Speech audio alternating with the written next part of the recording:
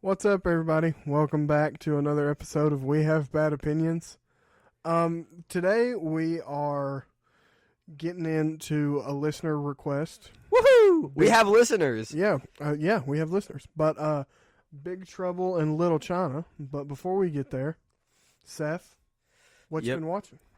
Let's see. I watched Big Trouble in Little China pretty recently.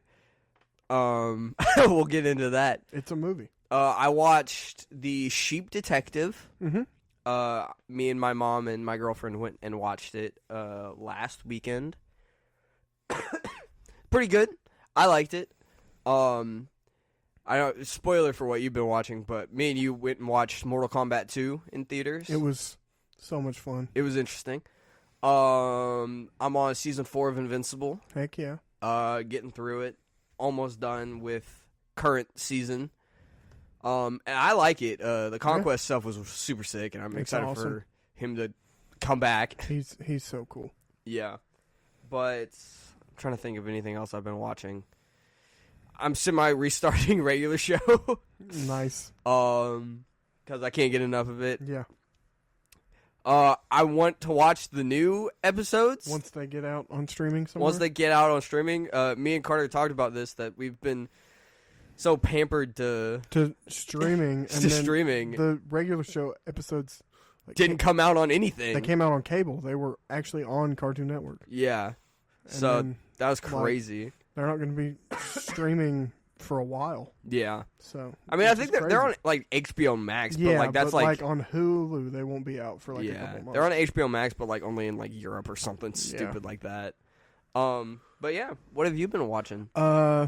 So I'm still going through the Defenders shows. I'm to Punisher, which is a good Defenders show. Thankfully, I got out of the horribleness that I was in. But after I finish the first season of the Punisher, I have to go back and watch. I think I have to finish like all of the other shows before I even get back to Daredevil, because so many of them. Like I think I have to watch the second season of Iron Fist, Luke Cage, and Jessica Jones before I get to the third season of Daredevil. Nice. And then there's also a third season of Jessica Jones that I have to watch. Nice. So it's something. He's putting himself through torture. I want to have watching it chronologically. I want to have all the prior knowledge, because all of these characters are going to show up in the third season of Daredevil Born Again. Yep. So, like you said, went to watch Mortal Kombat 2. It was objectively not a great movie, but I had a great time. I had so much fun watching it. It was so much fun. There's absolutely no plot. There's no substance to it. But the fighting is cool. Yeah. And then been watching The Boys weekly. Yep. In 3 days, the final episode of The Boys comes out. Yep. And I don't know whether to be sad or really excited that I don't have to watch it anymore. I don't have to put myself through it. Which is fair. But I'm this far along, so I can't stop now. Yeah. The last season's not been great. But, I mean, I'm excited for the spinoff. I like Soldier Boy. Yeah. So that'll be cool for him to get his own spinoff. Yeah. More of Jensen Ackles is never a bad thing. No, not at all. I mean, last seasons are always typically kind of rough. Yeah, it's just not been. Lost. A lot of the things that they were, like, setting up for and hyping up are just kind of not there. Like, the first 2 seasons of their other spinoff, Gen V, were really good. Yeah. And they were, like, hyping up that those characters would be in this season. And they had maybe 5 minutes of screen time. Ouch. And then Gen V recently got canceled. Ouch. So, like, we'll probably never see them again. Putting salt in the wound. So, yeah. Bummer, dude. But, Big Trouble in Little China. Big Trouble in Little China. So, set the scene. It's San Francisco. You got this. I can't remember what year it's set in. Probably the 1980s. Yeah, I'm going to when it was made. 80s or 90s. But Kurt Russell is Jack Burton, this truck driver. He's rolling into San Francisco on the Pork Chop Express. You forgot to talk about the intro with the... Oh, what, with Egg talking to the lawyer? Yeah, with Egg talking to the lawyer with his... Okay. Before we start, I had no expectations of what this movie was. In my knowledge of this was it's just gonna be a kind of silly '80s action movie with Kurt Russell, racism, and all that kind of jazz. Not really. It's definitely not as racist as other. Yeah, but like movies. It's not bad. Yeah, but like this intro starts and is Egg talking to this lawyer guy, and he's like, "Haha, I blew up a truck. Maybe electricity powers." Yeah. And I was like, "Dark magic." I was like, Chinese black magic. I was like, "Whoa, dog!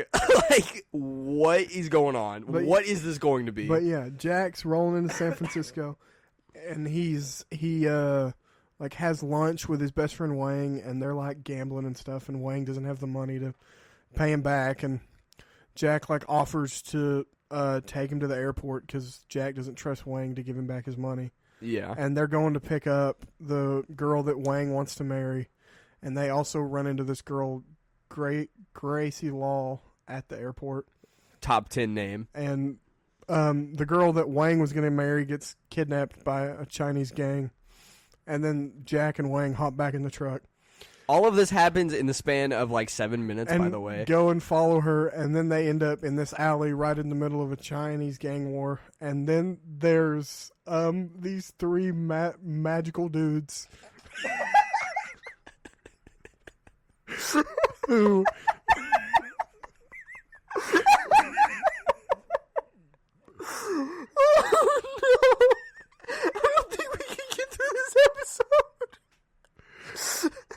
Yes, Seth? Okay, continue. But these three magical dudes show up and they start zapping Jack. And then the big bad guy, Lo Pan, shows up. And he's like 7 foot tall. He's like a ghost, kind of. And Jack...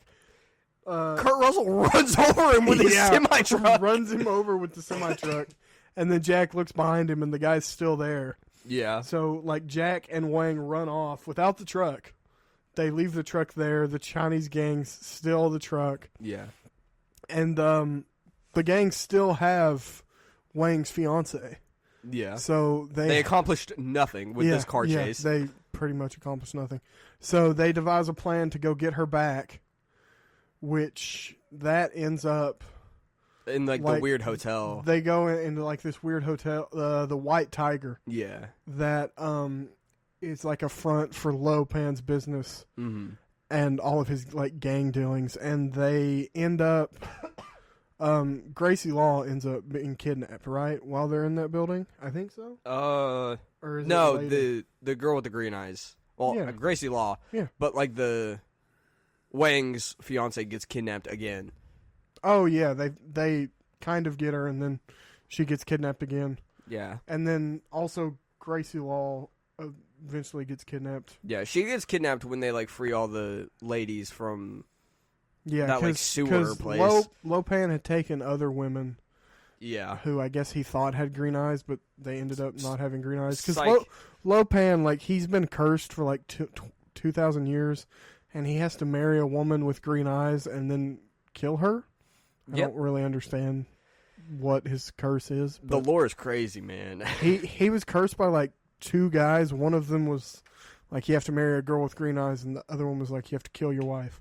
So he just kills 2 birds with 1 stone. Yeah. But he kidnaps Gracie Law, and Jack realizes later that Gracie is not with them. So Jack decides to go back in there with Wang and with Egg and with members of the good Chinese gang, the gang that's on Egg's side. Yeah. They go back in there. They go through the sewers up into Lo Pan's lair, and in there, Lo Pan has decided that he's going to marry Gracie and Wang's fiance so that he can marry both girls and then kill one of them, but so he can live with a wife. Valid. Yeah. But I guess he ends up trying to marry them both, and Jack disrupts the whole thing, and they have this big battle. Wang disrupts the whole thing. Between Jack and the gang and Egg, and then Lo Pan and there's the other 3 magic guys. Thunder, Lightning, and whatever the other guy's name was. Explodey. Yeah. Mr. Exploding. But they all fight. All of Lopan's guys end up dying in wild ways. One guy, like, blows up. Like, internally blows up. Lopan gets a knife to the forehead from Jack and just falls over. And one guy gets a statue dropped on his noggin. He does. And there's monsters down there for some reason. Yep. Also, Lopan just has a bunch of monsters. Yeah. Cool. Yeah. How'd they get there? Who knows? He's a 20,000-year-old wizard with Chinese black magic. He's got it all. Yeah. But Jack and Gracie and Wang and Egg and Wang's fiance all manage to escape. And they find the Pork Chop Express. They get the truck back. The whole reason why Kurt Russell was actually there. Not to get the girl, mind you. To get the Pork Chop Express. Yeah. Because he couldn't afford to pay for another truck. Insurance wasn't going to cover it since he wasn't the driver. Yeah. But then everything is Jack okay. Jack just leaves. And then he like doesn't get with Gracie even though she loves him and he loves her. He's like, "Nah, I'll probably end up hurting you." And then dips, and then in like the final 2 seconds of the movie you find out that one of the monsters is on Jack's truck. Yeah. And I don't really know what that's supposed to mean, but maybe there's a sequel out there. There's not. The Rock was trying to make a reboot that never got done. Of course he was. But yeah, that's the movie. Yeah, so I took some notes, and if you know me, that's an insane thing for me to do. But I thought this movie deserved me spilling my thoughts maybe a little bit. Oh no. So my first note was this movie moves at breakneck speed. It does. So much happens. I was 20 minutes in. 2 people have gotten kidnapped. There's a gang war and electric people. So much happens, and it's kind of hard to follow. Yeah. I ran into that. I didn't understand what was going on the entire time. Gang wars and magic people, question mark. When they're in like the weird hotel, this one lady's like creeping about and she opens this secret door. It's so obvious that there's a secret door. There's a panel missing from the wall and she slides the door over. Absolutely a secret door. The magic people do death quan jumps all the time. They do death quan jumps. I'm like a 95% sure that this is where Death Kwon Do came from in regular show. Kurt Russell has a lot of talk for someone who has absolutely no idea what is happening. Honestly, that's kind of the reasons why I like Jack. Dude, he's talking mad crap to everyone. He's the most confident guy ever, and then he's just a buffoon. He just falls on his butt. But like he's such a good character because eventually he like does get it right, and he does once. he does save them. Yeah, but he is leading Wang into the wrong. Like Wang knows what he's doing. Wang tries to tell Jack multiple times, and he's just like, no. Man. I got this. I said, what is happening? With 3 question marks. Prison break? Question mark? Because that's when they broke all the women out. That happened. I think that might have been at the hotel because I think the hotel was, if I'm not mistaken, because they went back because they were like, was reporter lady doing here? I think, if I'm not mistaken, the hotel was some sort of like prostitution. Yeah, thing. It was a sex hotel. Yeah, so maybe they were breaking some of those girls out that Lopan had enslaved. Yeah, I guess so. For that business. When they were doing the prison break, I wrote the reporter lady gets kidnapped if Blanca from Street Fighter 2 and Predator had a baby. Yeah. Because that's what the monster looks like. Yeah. Where do the monsters come from? I mean, I don't think we're supposed to ask those questions. What are the monsters? It's not important. It is important. No, it's not. It's important to me. He's a 2,000-year-old wizard who has Chinese black magic. He just has monsters. They're totally shooting real guns. You could just tell by the way they fully extend their arm and there's a no recoil. Oh, yeah. That's pretty great. Is Kurt Russell cool or not? I can't figure it out. In this movie, I mean, like, like he's supposed to be positioned as this cool guy. I mean, it's Kurt Russell in the 80s. So, like... Okay, hold on. Carter's fixing his microphone. Sorry, guys. That was okay. He's trying to screw it on even more. I think he's cool. But, like, he's such an idiot all the time. Yeah, but I think that's kind of the point. There's so many Death Quan jumps in, like, the final battle. They just be flying. Sword fights happening in midair. Super cool. Oh, yeah. Green Lantern, question mark? The honestly, I really like how they did that magic fight at the end. With the lantern? I think it was the best way to do it with the effects they had. Yeah. Like it the looks way really cool. They did it is both, like, Egg and Lopan had these, like, magic rings. Yeah. And they just, like, pushed like force blasts at each other. Yeah. And when they met, it's obvious that, like, there's actually, like, two real people there fighting. But like the way it looks is that their magic, like, personified into a warrior. Yeah, and they're like fighting each other, and the magic is fighting. Which I mean, I think is a really. I think it's cool too. The magic in general in this movie. The effects look amazing. Look really good. Like the lightning looks really good. Yeah. Like the magic that comes out of Lopan's face. Yeah. Looks really good. And then also there's times when the magic is just like you don't see the actual magic. You just see the person like move their hand and then the people get affected. Which I mean I think is the best way to do that because I think that looks better than a crappy CGI effect. And drawing attention to the fact that it's a crappy CGI effect when you can just like move your hand. Well, I mean that's how like Star Wars does it, and the Force looks great. Like there's nothing there. No stupid stuff happening. It's just like move your hand, and people are affected. Yeah. I love the escalator in the clearly sacred temple. Maybe Sacred Temple. They still are in San Francisco. There's neon everywhere. The neon looks really super cool. Yeah, the neon does look cool. I mean, it could be a Sacred Temple, or it could be the food court of a mall. Yeah, who knows? Which is probably where they filmed it. Wang is pretty cool. I like Wang. He'd be doing some cool stuff in the end. Yeah, Wang's kind of a moron at the beginning, but then you doing flips to love him. Doing some crazy, He's cool. crazy moves.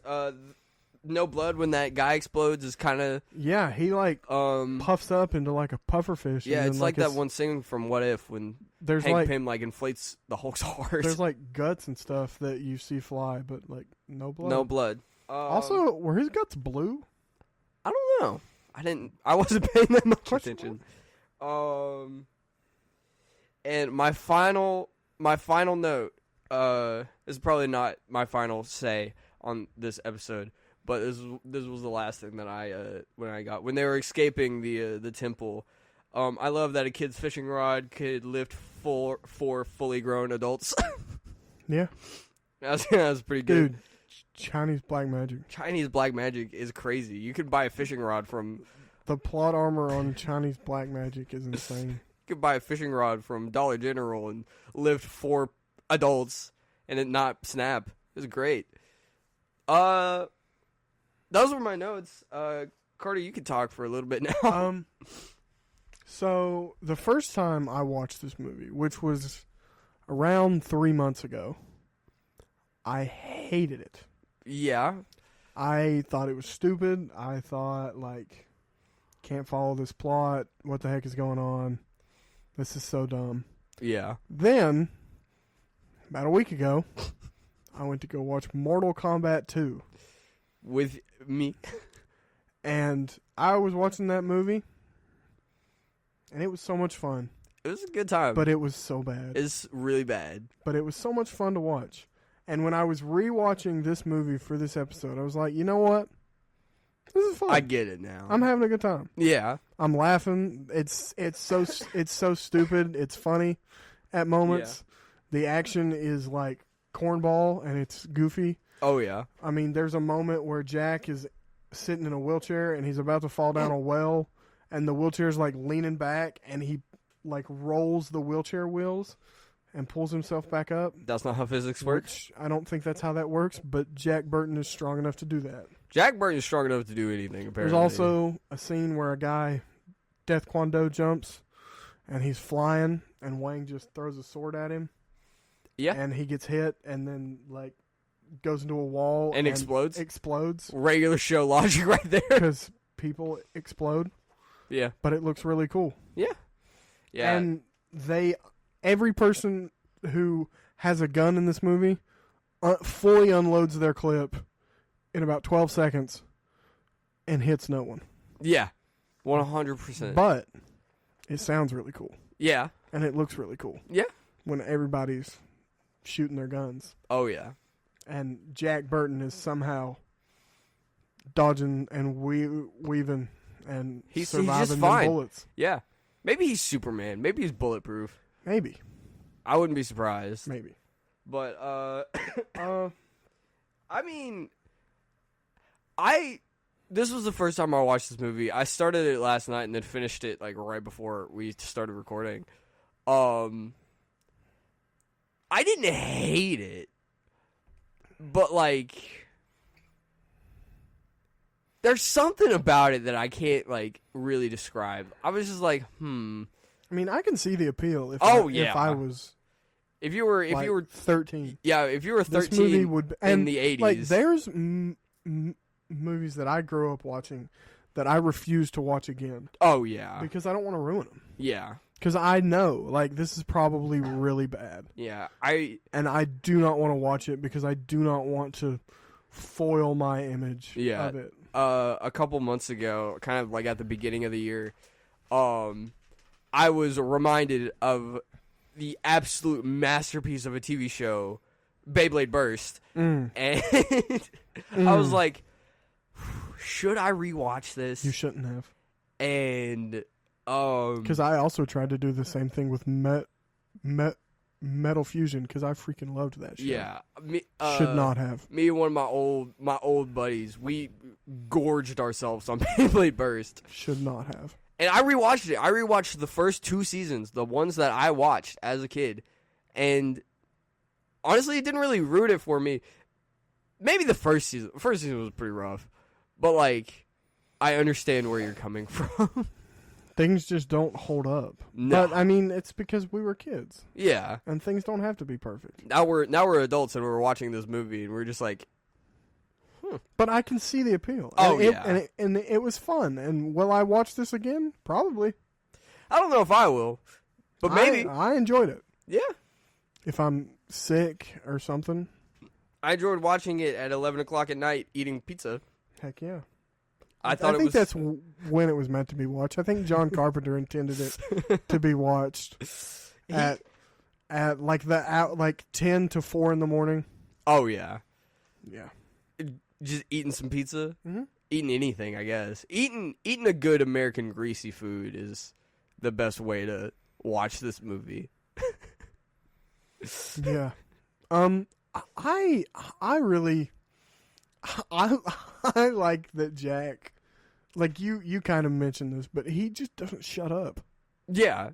What is he doing? I think it's funny. Like, I mean, somewhere along the way, he's figured out that he can talk his way out of stuff. Yeah. And he just never, like, even in the truck when he's by himself, and I bet everybody done turned off their radios because they don't want to listen to Jack Burton talk, like, just talking on the intercom. Just yap. But yeah. He's going. Yeah. And he's...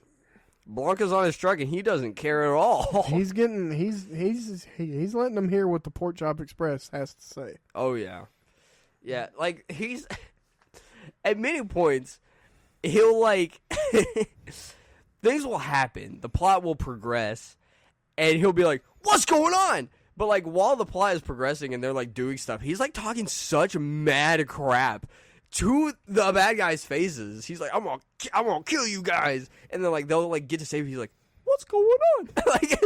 like what are you doing, man? Like, he's so confident when nothing bad's happening. And then the second something goes wrong. Yeah. Yeah. Yeah. Another thing is, like, if I was in this situation and, like, I got thrown head first, like, if I... into the middle of a Chinese magic gang war? in the middle of this magic Chinese gang war, and like I was going down an elevator, and it started flooding. I would have lose my mind. I'd get out of there, and Jack and Wang were, water. Yeah, and they're just like, what's going on? They get out of the elevator, they swim into this freaking room, and there's corpses everywhere, and they're like, yeah, but they have to get Ming Yao back. I need my truck. Like they're like not paying attention to what's going on at all. They're just like, we gotta go, which is fair, but like they don't reflect on this. They're in a room surrounded by more corpses, tied to wheelchairs, surrounded by these dead people, and they feel like they just don't worry about what's happening at all. They're just like, They constantly talk about like the power of low pan. Yeah, and I feel like they never react properly to the level of power that they're describing. Or like they never react to anything. They're in a room. He's a Chinese sorcerer who has taken down like dynasties of the Chinese empire. And Kurt Russell's over here like, I'm gonna go kick his butt. Like, I need my truck back. I'm gonna run up and just haymaker him in the head. Like pretty much what he does. Like there's no worry or like, will I actually die? And so the first time that I watched it, I thought that Lo Pan's death was so stupid. A little bit, yeah. I'm like, he's supposed to be this all-powerful sorcerer, but then on the second time, I was like, he became flesh. He did become human again, and for all intents and purposes, he lost his powers. Yeah, when that happened, because he's no longer possessed by like the demon thing that made him change. Because like when he's human, he's like this crippled old guy, old man. But when he's possessed by the demon, he's like this 7-foot, super powerful guy. But I mean, and assuming he's lost the ability to have his powers, which means he's just a guy. So I mean, but like, wouldn't he still know martial arts? Yeah, but I mean, it's all in the reflexes. I mean, Jack threw that knife back pretty quick. He threw that knife right into his forehead. I guess knife to the forehead, you're done. I mean, I like how he also just like he threw the knife. What's his name? The bad guy. Lo Pan. Lo Pan throws the knife, but like he was not throwing to kill him. He was just like, "Oh, you dropped your knife. Here you go, man. Kind of. Yeah. Take it back. Kind of. You can have that." And then he's like, "Oh, thanks." Hey, man, you need this? I think you dropped this, guys. But I digress. Whatever. Mr. Ping is crazy. There's the monsters are just kind of there. The monsters are just kind of there. What's the floating eye thing? The face looks cool. Yeah. I mean, practical effects looks amazing. Looks great.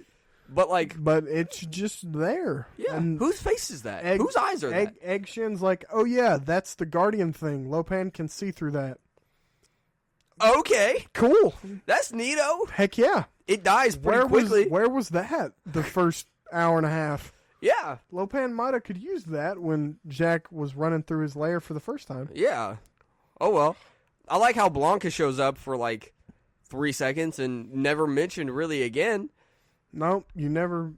I mean, they never really talk about Bigfoot being down there, but specifically what's the like the meat steak?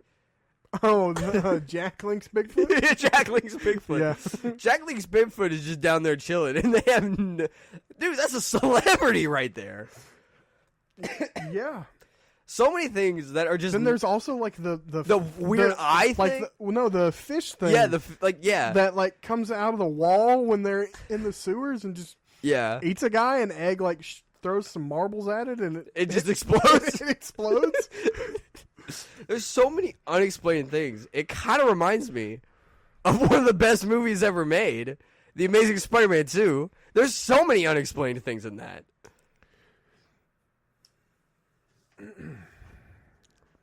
You just had to. Yep. I always. Oh, you missed it last time. No, I didn't. I missed it on the Titanic episode. Did you bring it up last episode? I did. I brought it up because I forgot to bring it up in the Titanic episode. But yeah, whatever. Yeah. Where do those things come from? Who knows? But yeah, I mean, all in all, I enjoyed it the second time. You can just turn your brain off and go on a wild adventure for an hour and a half. I enjoyed it in lowercase. I mean, it's kind of fun to like look at how dumb it is, but then some of the action is good. Yeah, a lot of the fights are pretty neat. Yeah. Like I like the beginning like gang war stuff. There's some pretty cool cool moves in there. Yeah. Like the big group fights are pretty cool. Mm-hmm. The one-on-one is few and far between. But I mean, pretty cool. Yeah. Pretty cool. Pretty cool. Cool. Pretty cool. Cool. But yeah, I mean, it's a movie. And I understand why it's like a cult classic. You know? It did not do well when it came out. I completely understand Initially, it like horribly bombed. I can understand why. And I'm sure you're going to get into the numbers later. But, I mean, it had to compete with a lot of stuff, too. Like, Aliens was coming out soon after it. Eddie Murphy had, like, a similar movie called The Golden Child. Yeah. About about a guy in San Francisco who gets involved with Chinese magic. Yeah. And it was a lot more successful than this was. I bet it's a lot better than this one. Maybe. But I was talking to my mom about just this. Has your mom seen this movie? No. Oh, okay. She knows about it. She knows? She knows. I got home last night and I was like, hey, I'm going to watch this movie. And she just kind of looked at me and was just like, why? I was like, because I have to. I didn't know this movie existed until I did not know it existed until Dad showed it to me, because Dad's been on a real kick of like old movies. Nice. We need to watch Escape from New York. Okay. Same director. Yeah. We need to watch The Thing too. Also, well, yeah, again, same director, and also Kurt Russell. All three of Escape from New York was really good. Yeah, and I've heard The Thing is also really good. Yeah. And then I was today when we can just go on a John Carpenter, Kurt Russell marathon. Oh yeah. I think it's just those three. Yeah. I think John Carpenter like kind of stopped directing movies after this one because he thought he made a really good movie and then it just kind of bombed. And he was mad at Hollywood. Most of the time when I watch a movie for like the first time doing recording stuff, I would like to watch like reviews of it. And I watched a review of it today, and the guy that was doing the reviews had a lot of the same opinions I did about this movie. So that was kind of nice.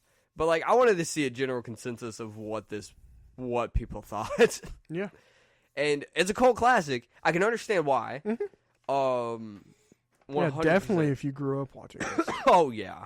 Dude, there's so many movies that I grew up watching that are like high up there. I haven't seen them since, but I'm sure now I would think that they weren't as good. Mm-hmm. But like, I understand. The guy was worried about saying anything bad about the movie because he knows the people who really like this movie are really defensive about it. But, whoops, we'll say anything we want. We have bad opinions. We do. We said the name of the podcast in the podcast. We're in the end game now. Okay, Carter. Do they ever say there's big trouble in Little China in this movie? I feel like they do, but I don't know. I don't remember it, but it wouldn't surprise me. No, not at all. If Kurt Russell looked at Wang and was like, man, this is some big trouble in Little China. Now he's got to look directly into the camera. Directly at the camera. There's big trouble in Little China.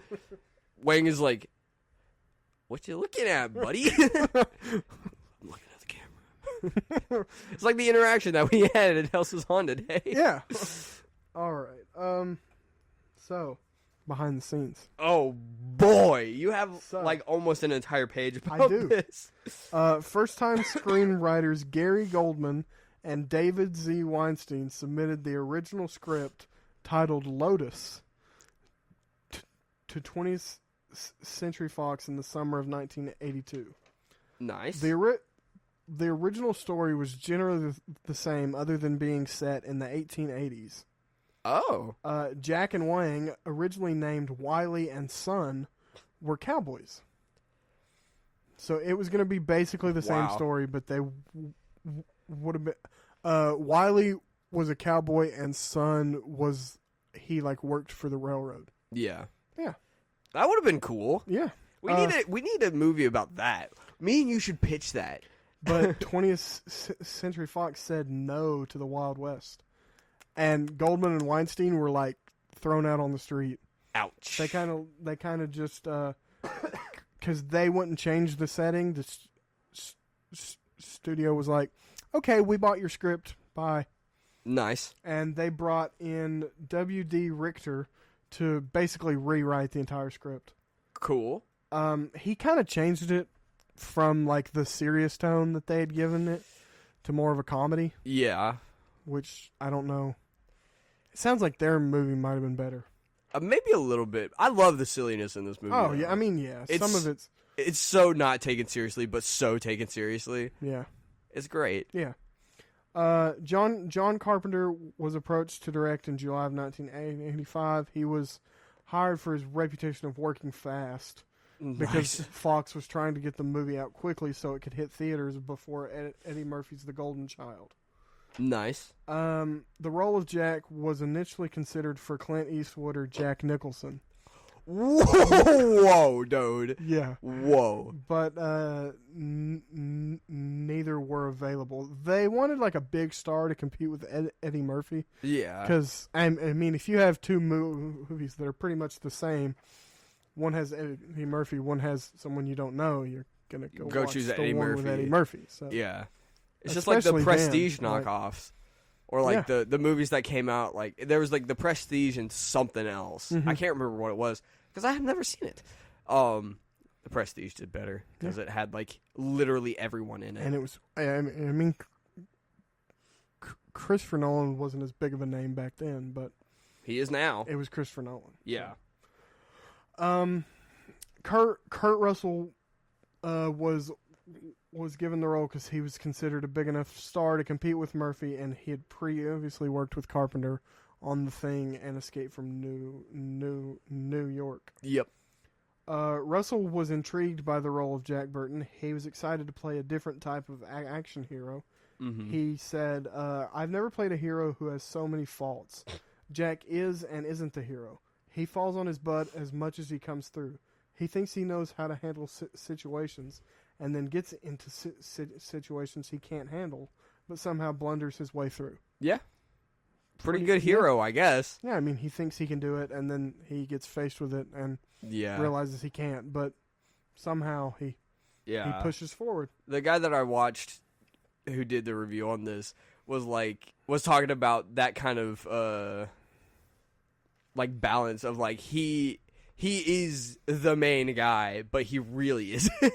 Yeah. Like Wang is the main character. Yeah. But Kurt Russell's the main character of this movie, not the story. Yeah, Wang feels more like the main. Like he knows what he's doing. He can fight.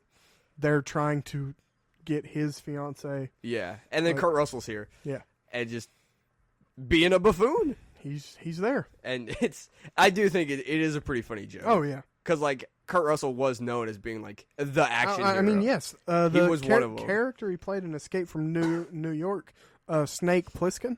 Yeah, great action hero, and he was like he's like known across the planet for being like this awesome mercenary. And Jack Burton is not that. No, not at all. Jack Burton's just a truck driver. Yeah, and like I know in The Thing he is also like the hero, and like he's very capable, and he figures out how the thing works. And in this movie, he's just not it. No. And I think it's really interesting and really funny. Yeah. Boss Films studios handled the effects for the film. They'd previously worked on Ghostbusters. I can understand that. The lighting effects look pretty similar. Mm-hmm, yeah. It looks really good.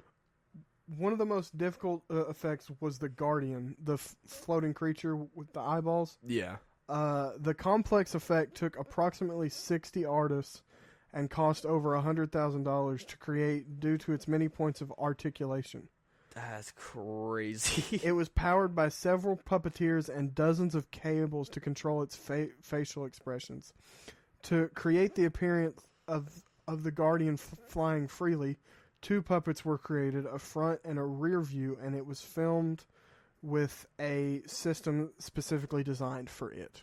That's pretty cool. Yeah. We don't get that kind of stuff nowadays. No, I mean, the fact that was practical effects. Crazy. And that, like, the only thing that was added in was to make it look like it was flying.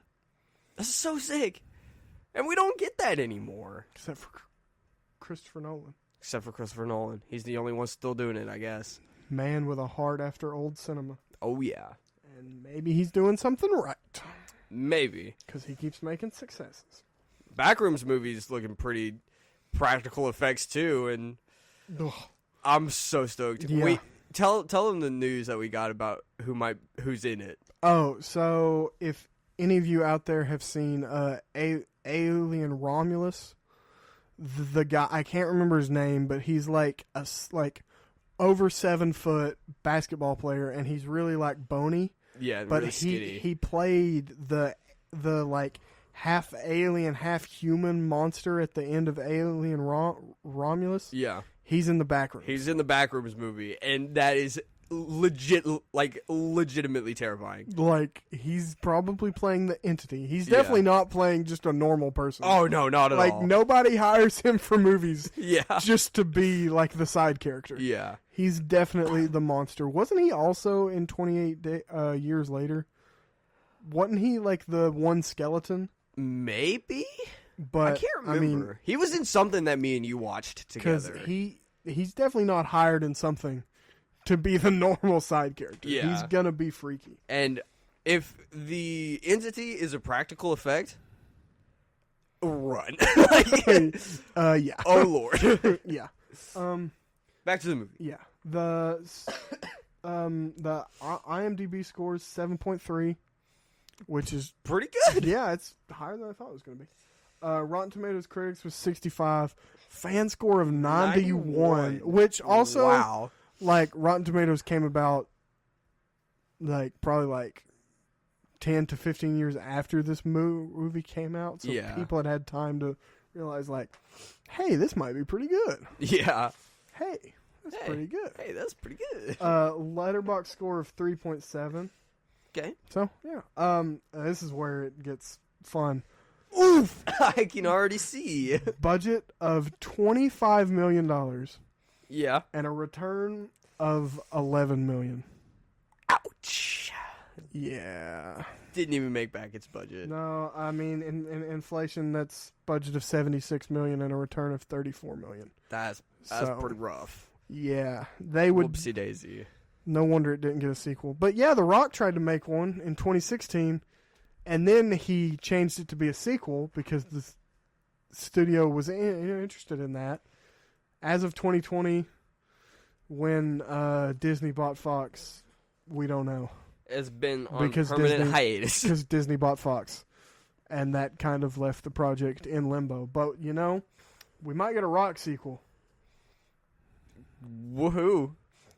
Add more Rock slop to the mix. Oh, yeah. Well, no one's going to watch it, just like how no one watched Black Adam or The Smashing Machine. I watched both. I watched Black Adam, too. He really did change the hierarchy of the DCU. Yeah, he did. Not in the way he expected it to. Yeah, not the way he expected. But what would you give this movie out of 10? Oh, gosh. 5. Yeah. 5. I'm going 6. Wow. Just to lean on the positive side.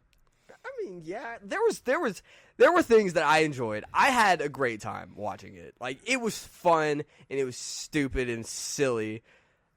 And I had a good time. Kurt Russell's there. And Kurt Russell's there. The dad from Sky High. Oh, I didn't even know that. That's a crazy pull there. Bet you didn't expect that one. I did not. That's a good one. Well, it's my turn to pick a movie, and next time we're going to be getting into a film that you haven't seen, have you? Yeah, I've seen it. Oh, you've seen it? Okay, cool. I watched this last year for the first time, and I enjoyed it quite a bit.